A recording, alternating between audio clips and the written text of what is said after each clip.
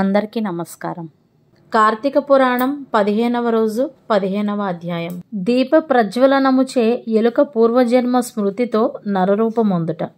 అంతట జనక మహారాజుతో వశిష్ఠ మహాముని జనక, కార్తీక మహాత్యము గురించి ఎంత వివరించినను పూర్తి కానేరదు. కాని మరి ఒక ఇతిహాసము తెలియజెప్పేదను, సావధానుడవై ఆలకింపుమని ఇట్లు చెప్పెను. ఈ మాసమున హరినామ సంకీర్తనలు వినుట, చేయుట, శివకేశవుల వద్ద దీపారాధన చేయుట, పురాణమును చదువుట లేక వినుట, సాయంత్రము దేవతా దర్శనము చేయలేని వారు కాలసూత్రమనడి నరకమున పడి కొట్టుమిట్టాడుదురు. కార్తీక శుద్ధ ద్వాదశి దినమున మనసారా శ్రీహరిని పూజించిన వారికి అక్షయ పుణ్యము కలుగును. శ్రీమన్నారాయణుని గంధ పుష్ప అక్షతలతో పూజించి ధూపదీప నైవేద్యములు ఇచ్చిన ఎడల విశేష ఫలము పొందగలరు. ఈ విధముగా 4 రోజులు విడువక చేసిన ఎడల అట్టివారు దేవదుందుభులు మ్రోగుచుండగా విమానమెక్కి వైకుంఠమునకు పోవుదురు. 4 రోజులు చేయలేని వారు కార్తీక శుద్ధ త్రయోదశి, చతుర్దశి, పౌర్ణమి రోజులందైనా నిష్ఠతో పూజలు చేసి ఆవు నీతితో దీపమును ఉంచవలెను. ఈ మహాకార్తీకములో ఆవు పాలు పితికినంతసేపు మాత్రము దీపముంచిన ఎడల మరుజన్మలో బ్రాహ్మణుడుగా జన్మించును. ఇతరులు ఉంచిన దీపము ఎగద్రోసి వృద్ధి చేసిన ఎడలను లేక ఆరిపోయిన దీపమును వెలిగించినను అట్టి వారల సమస్త పాపములు హరించును. అందులకు ఒక కథ కలదు, వినుమని వశిష్ఠుల వారు ఇట్లు చెప్పుచున్నారు. సరస్వతీ నదీ తీరమున శిథిలమైన దేవాలయం ఒకటి కలదు. కర్మనిష్ఠుడనే దయార్ద్ర హృదయుడగు ఒక యోగి పుంగవుడు ఆ దేవాలయము వద్దకు వచ్చి కార్తీక మాసం అంతయు అచటనే గడిపి పురాణ పఠనము చేయు తలంపు రాగా ఆ పాడుబడి ఉన్న దేవాలయమును శుభ్రముగా పూడ్చి నీళ్లతో కడిగి బొట్లు పెట్టి పక్క గ్రామమునకు వెళ్లి ప్రమిదలు తెచ్చి దూదితో వత్తులు చేసి 12 దీపములుంచి స్వామిని పూజిస్తూ నిష్ఠతో పురాణము చదువుచుండెను. ఈ విధముగా కార్తీక మాసము ప్రారంభము నుండి చేయుచుండెను. ఒక రోజున ఒక మూషికము ఆ దేవాలయములోకి ప్రవేశించి నలుమూలలు వెతకి తినడానికి ఏమీ దొరకనందున అక్కడ ఆరిపోయి ఉన్న వత్తిని తినవలసినదేనని అనుకుని నోట కరుచుకుని ప్రక్కనున్న దీపము వద్ద ఆగెను. నోట కరిచి ఉన్న వత్తి చివరకు అగ్ని అంటుకొని ఆరిపోయిన వత్తి కూడా వెలిగి వెలుతురు వచ్చెను.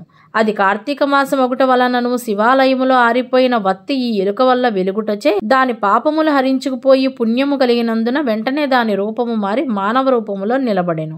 ధ్యాన నిష్ఠలో ఉన్న యోగి పుంగవుడు తన కన్నులను తెరచి చూడగా ప్రక్కనొక మానవుడు నిలబడి ఉండుటను గమనించి, ఓయి నీవెవ్వడవు, ఎందుకిట్లు నిలబడి ఉంటివి అని ప్రశ్నించగా, ఆర్య, నేను మూషికమును. రాత్రి నేను ఆహారమును వెతుక్కుంటూ ఈ దేవాలయములోనికి ప్రవేశించి ఇక్కడ కూడా ఏమీ దొరకనందున నెయ్యి వాసనలతో నున్న ఆరిపోయిన వత్తిని తినవలెనని దానిని నోటకరిచి ప్రక్కనున్న దీపము చెంత నిలబడి ఉండగా నా అదృష్టము కొలది ఆ వత్తి వెలుగుటచే నా పాపములు పోయినందున కాబోలు వెంటనే నా పూర్వజన్మ మెత్తిదిని. కానీ ఓ మహానుభావ, నేను ఎందుకీ మూషిక జన్మం ఎత్తవలసి వచ్చినో దానికి గల కారణమేమిటో విశదీకరింపమని కోరెను.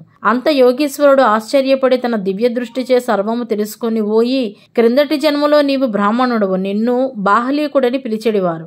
నీవు జైనమత వంశానికి చెందినవాడవు. నీ కుటుంబాన్ని పోషించుటకు వ్యవసాయం చేస్తూ ధనాశపరుడై దేవపూజలు నిత్యకర్మలు మరచి నీచుల సహవాసము వలన నిషిద్ధానము తినుచు మంచివారలను యోగ్యులను నిందిస్తూ పరుల చెంత స్వార్థచింత గలవాడవై ఆడపిల్లలను అమ్ము వృత్తి చేస్తూ దానివల్ల సంపాదించిన ధనాన్ని కూడబెట్టుచు సమస్త తినుబండారములను కడుచౌకగా కొని తిరిగి వాటిని ఎక్కువ ధరకు అమ్మి అటుల సంపాదించిన ధనము నీవు అనుభవించక ఇతరులకు ఇవ్వక ఆ ధనము భూస్థాపితం చేసి పిసినారివై జీవించినావు. మరణించిన తరువాత ఇలుక జన్మమెత్తి వెనుకటి జన్మ పాపమును అనుభవిస్తుంటివి. నేను భగవంతుని దగ్గర ఆరిపోయిన దీపాన్ని వెలిగించినందున పుణ్యాత్ముడవైతివి. దాని వలననే నీకు తిరిగి పూర్వజన్మ ప్రాప్తించినది. కావున నీవు నీ గ్రామమునకు పోయి నీ పెరటి ఎందు పాతిపెట్టిన ధనమును త్రవ్వి ఆ ధనముతో దాన ధర్మాలు చేసి భగవంతుని ప్రార్థించుకొని మోక్షము పొందమని అతనికి నీతులు చెప్పి పంపించెను. ఇట్లు స్కాంద పురాణాంతర్గత వశిష్ఠ ప్రోక్త కార్తీక మహాత్యమందలి 15వ అధ్యాయము 15వ అధ్యాయము సమాప్తము. సర్వం శివార్పణం.